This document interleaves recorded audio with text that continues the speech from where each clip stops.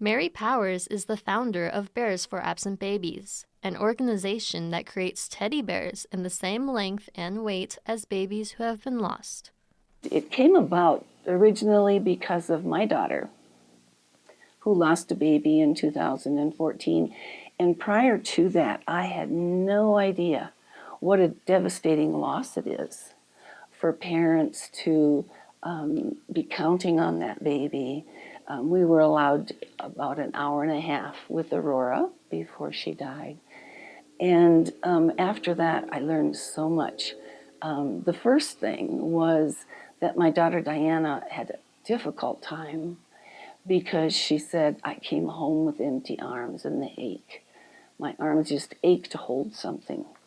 So at that point, my sister and I got together and said, hey, let's make her a teddy bear, and we'll make it the weight of Aurora and the length. That was our first bear. Surprisingly, having a bear that feels like their child helps parents grieve. It made such a big difference. They are expecting to take something home.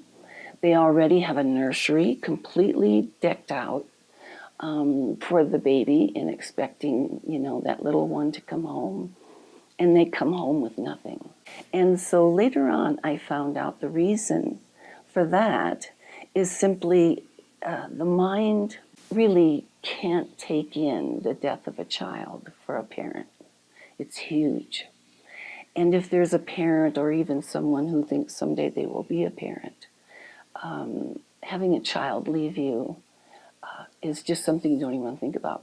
When, like, your grandpa passes away, it's really cool if you've got his jacket and you can put it on. You can even smell, and it takes you instantly back to what that felt like to be with Grandpa.